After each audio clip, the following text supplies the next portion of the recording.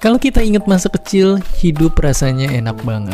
Setiap sore kita bisa main sama teman-teman di lapangan yang luas, ngejar layangan berlarian tanpa beban. Tapi kalau nggak hati-hati, kita bisa jatuh dan terluka. Dan kalau lumayan parah, mau nggak mau kita pun harus ke dokter untuk bisa diobatin. Dan kalau kita lihat, klinik itu isinya nggak cuma anak kecil ngeluka aja. Kakek-kakek yang udah tua juga kalau sakit harus pergi ke sana. Ini karena di semua klinik dan semua rumah sakit ada banyak dokter yang siap ngobatin kita dari segala macam penyakit. Mereka semua berbekal ilmu yang sama. Tapi mungkin yang jarang kita tahu, ilmu yang satu ini gak cuma mengobati, tapi juga berusaha mencegah semua penyakit dari nyerang hidup kita. Dan berusaha memahami dan mencari agar kita bisa hidup bahkan sampai 1000 tahun lagi. Inilah dia, ilmu kesehatan.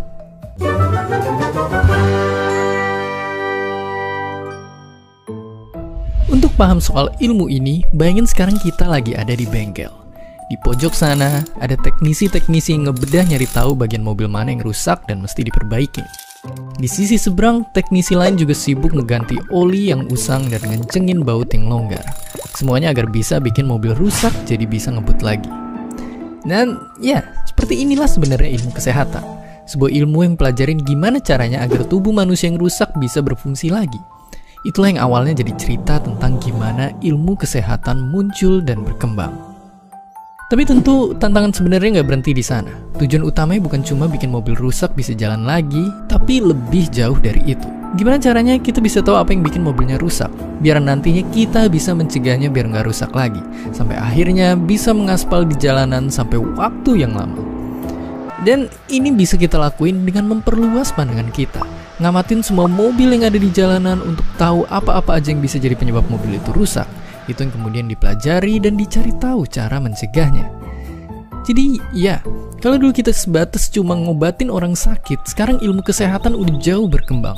Sekarang kita pakai ilmu ini biar bisa nyegah orang biar nggak sakit sama sekali.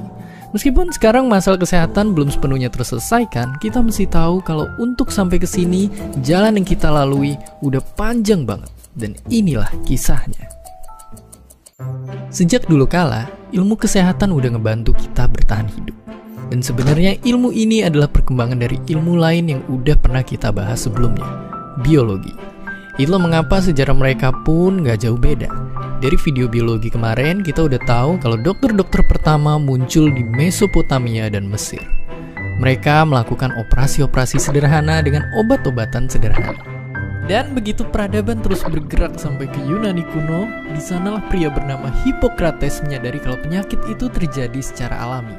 Dan dengan gak lagi ngeliat kesehatan dari sisi gaib, ilmu medis jadi bisa terus berkembang. Tapi kemudian 1000 tahun lalu, muncullah tokoh yang mengubah wajah ilmu kesehatan.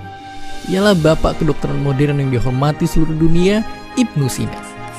Naskah medis yang ditulisnya masih dijadikan rujukan banyak sekolah di Eropa sampai ke abad 17.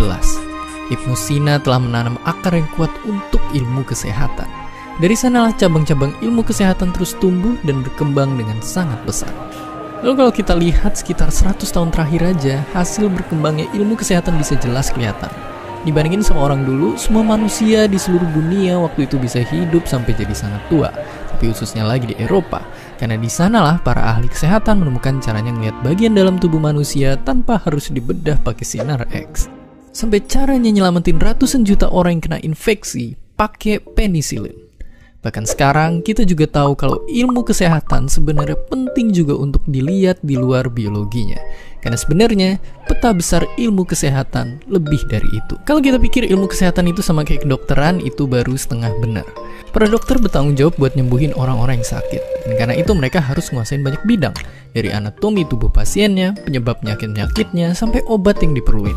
Bahkan profesi dokter sendiri pun sebenarnya bisa dibagi jadi banyak lagi. Mereka harus bisa nyembuhin pasien anak-anak yang masih dalam masa pertumbuhan, terus mereka juga harus bisa nanganin korban kecelakaan jalanan yang jadi lumpuh, atau mereka harus bisa mastiin penderita tumor untuk bisa bertahan hidup. Dari penyakit terdalam sampai keluar, sosok seorang dokter sebegitu pentingnya untuk mastiin semua orang bisa selamat dan sehat. Tapi dari sini kita sadar kalau dari banyaknya pasien yang tiap hari nambah, terus-terusan ngobatin tiap orang itu nggak efektif. Perlu ada cara-cara baru biar bisa nyegah banyak orang jadi sakit. Dan muncullah kesehatan masyarakat. Ilmu ini punya misi yang sedikit beda dari kedokteran. Kalau kedokteran fokus ke pemulihan, kesehatan masyarakat nargetin biar orang nggak usah ada yang sakit lagi. Para ahli kesehatan masyarakat tersebar di sekeliling kita. Mereka ada di dalam lingkup pertambangan, memastikan semua pekerja aman dari kecelakaan. Mereka juga ada di laboratorium, mengambil sampel-sampel dari suatu lokasi untuk ngecek kontaminasi di sana, untuk bisa tahu misalnya apakah air ini beracun atau enggak, dan kalau iya dari manakah penyebabnya. Dan mereka juga ngamatin gimana perilaku lebih suka makan junk food membuat kasus obesitas dan diabetes makin sering muncul. Dan nggak cuma itu aja, mereka nyegah orang-orang bisa sakit. Ada juga ilmu epidemiologi yang ngamatin pola-pola penyakit dan kecelakaan yang terjadi di masyarakat, lalu data-data itu dianalisis. Dan di ujungnya mereka bakal ngasilin peraturan-peraturan. Contohnya dari kasus flu burung yang sempat viral. Dari mulanya ngamatin ciri-ciri unggas yang kena virusnya dan ngamatin perilaku orang-orang yang kena flu-nya, mereka jadi bisa nyampein ke masyarakat gimana biar virus ini berhenti menyebar. Dan itulah ilmu kesehatan. Kalau dilihat secara garis besar, tingkat kesehatan di negara kita masih buruk kalau dibandingi negara-negara maju. Itulah yang juga lagi perjuangin sama Pak Sudirman Nasir, ilmuwan Indonesia yang mendalami ilmu kesehatan sejak perkuliahan. Ia mengambil jurusan kedokteran dan belajar di bawah bimbingan banyak dosen yang pernah berkelana ke negara-negara lain. Mereka semua punya satu pesan untuk Pak Sudirman yang waktu itu remaja. Satu pesan yang sama. Sejumlah guru-guru saya itu selalu menasihati untuk membaca sebanyak mungkin dan kemudian jangan takut untuk mencoba mengembangkan minat tertentu. Saya makin lama makin tertarik pada aspek sosial kesehatan. Misalnya tadi itu perbedaan harapan hidup atau mengapa ada satu masyarakat yang lebih rentan dibanding masyarakat yang lain. Dan itu banyak sekali ditentukan oleh perilaku mereka sehari-hari. Bagaimana memahami perilaku berisiko itu. Pak Sudirman Nasir tidak berhenti belajar di sana. Mendalami ilmu kesehatan telah membawanya dari Makassar sampai ke Australia. Hingga sekarang, sebagai dosen dan peneliti di bidang kesehatan, tulisan-tulisannya telah dijadikan acuan oleh ratusan peneliti. Pak Sudirman Nasir menekankan bahwa Indonesia masih perlu banyak tenaga kesehatan. Dan tentu yang ia maksud bukan hanya dokter saja. Mungkin kalau kita masih menganggap ilmu kesehatan itu hanya kedokteran, itu salah satu mitos.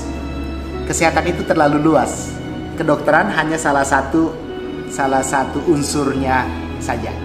Dan ilmu kesehatan itu luas, hampir semua bidang ilmu pengetahuan, cabang-cabang ilmu pengetahuan, mata pelajaran bisa masuk dalam ilmu kesehatan. Makanya mungkin mitos bahwa kalau mau masuk fakultas kedokteran belajar biologi dan kimia aja, itu salah satu mitos yang menyesatkan. Seakan-akan ilmu kedokteran atau ilmu kesehatan itu hanya dibangun oleh dua bidang pelajaran ini. Saya sudah katakan tadi, ternyata ilmu kesehatan itu juga terkait dengan gaya hidup.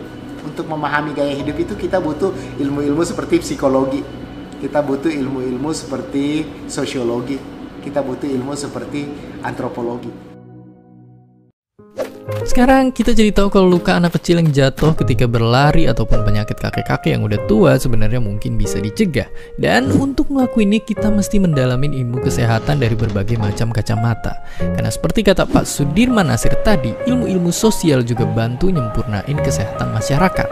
Ini juga jadi pegangan buat kita dalam belajar di sekolah. Jangan sampai ketika kita lagi belajar sesuatu, kita terlalu milih-milih mana bidang kita suka dan mana yang kita benci. Karena mungkin bidang-bidang itu pun akan sama pentingnya untuk dikuasai. Dan pada akhirnya, cita-cita ilmu kesehatan itu cuma satu. Gimana caranya kita nggak menderita karena sakit, dan bahkan gimana caranya biar bisa hidup selama mungkin. Karena dengan begitu, kualitas hidup kita pun akan meningkat dan kemajuan peradaban pun akan terus bergerak. Badan kita udah dijaga sama para ahli kesehatan dari luka-luka yang bikin kita sakit. Tapi nyatanya banyak juga yang bisa bikin kita menderita walaupun badan kita nggak kenapa-napa. Dari mual dan nggak berani naik roller coaster karena fobia tinggi, sering khawatir karena ngerasa nggak gaul dibanding teman-teman sebaya, sampai sakit hati karena ditinggal gebetan pas lagi sayang-sayangnya. Ya, luka nggak cuma ada di badan kita, tapi bisa sampai ke jiwa. Dan sehabis ini, kita akan bertemu sebuah ilmu yang berusaha memahaminya, psikologi.